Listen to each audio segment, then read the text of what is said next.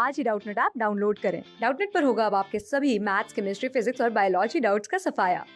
बस अपने क्वेश्चन की फोटो खींचो, उसे क्रॉप करो और तुरंत वीडियो सोल्यूशन पाओ। Download now. असर्शन रीजन का हमारे पास क्वेश्चन है जिसमें असर्शन हमें दी हुई है कि IUCN ने जो बायोडाइवर्सिटी का एस्टिमेट दिया है ये प्रोकैरियोट्स की स्पीशीज के लिए कोई फिगर नहीं देता है और रीज़न दिया है कि बायोलॉजिस्ट अभी श्योर नहीं है कि कितनी प्रोकैरियोटिक स्पीशीज अर्थ पे हो सकती हैं।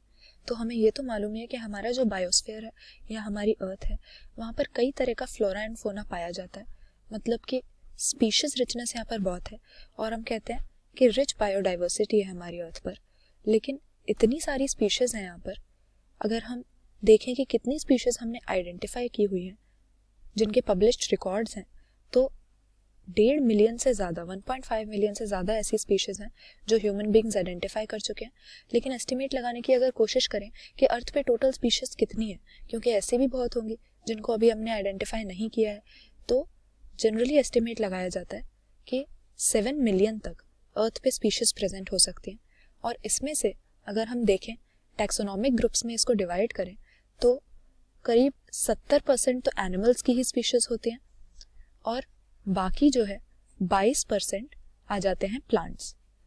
लेकिन यहाँ पर जो हम बायोडाइवर्सिटी के एस्टिमेट्स ले रहे हैं स्पीशीज के, इसमें हम प्रोकैरियोट्स के लिए काउंटिंग नहीं करते हैं, इनकी कोई फिगर नहीं देते हैं।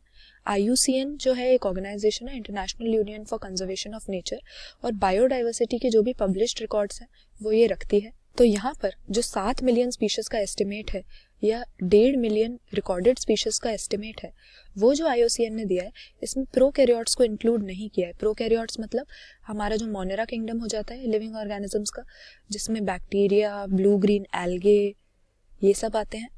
ये असल में माइक्रोबियल स्पीशीज होती हैं, मतलब माइक्रोस्कोपिक ऑर्गेनिजम्स होते हैं।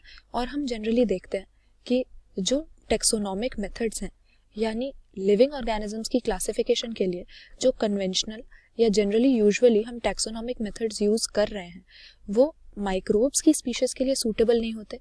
ऐसा क्यों? क्योंकि इनको स्पीशीज़ में डेलिनेट करना बहुत मुश्किल है, डिवाइड करना मुश्किल है। पहली बात तो इसके लिए हमें इनको लेबोरेटरी में कल्चर करना पड़ेगा, और कई सारी माइक्रोब्स की ऐसी स्पीशीज़ हैं प्रोकैरियोट्स की अगर बात करें कि लेबोरेटरी में वो कल्चरेबल नहीं है, उनको कल्चर करना पॉसिबल नहीं है। तो ऐसे में उनकी स्पीशीज़ कितनी है, कितनी टाइप की हैं, कितनी वैरायटी है प्रोकैरियोटिक ऑर्गेनिजम्स में, ये एस्टिमेट हम अभी तक नहीं कर पाए हैं। तो बायोडाइवर्सिटी का जो एस्टिमेट देते हैं मेनली प्लांट्स, एनिमल्स और फंगस की जो स्पीशीज़ हैं उनका देते हैं। क्योंकि अगर हम प्रोकैरियोट्स की स्पीशीज़ को काउंट करने लग जाएं तो इनको स्पीशीज़ में क्लासिफाई करेंगे हम मॉलिक्यूलर या बायो केमिकल क्राइटेरिया को यूज़ करके, और ऐसे में अभी हमारे पास टोटल 1.5 मिलियन स्पीशीज़ हैं। लेकिन अगर इस तरह से हम प्रोकैरियोट्स की स्पीशीज़ काउंट करने लग गए मॉलिक्यूलर और बायोकेमिकल क्राइटेरिया यूज़ करके, तो इन्हीं की डाइवर्सिटी मिलियंस में आ सकती है, क्योंकि कई तरह के बहुत सारे स्ट्रेन्स के बैक्टीरिया, ब्लू ग्रीन एल्गे ये सब हमें मिलते हैं। तो क्यों हमारे पास इसका एस्टिमेट नहीं है प्रोकैरियोट्स की बायोडाइवर्सिटी का? इसका रीजन हमें यहाँ पर क्या दिया हुआ है कि बायोलॉजिस्ट अभी श्योर नहीं है कि कितनी प्रोकैरियोटिक स्पीशीज अर्थ पे हो सकती है। तो ये सही बात है, रीजन भी इसका सही दिया हुआ है।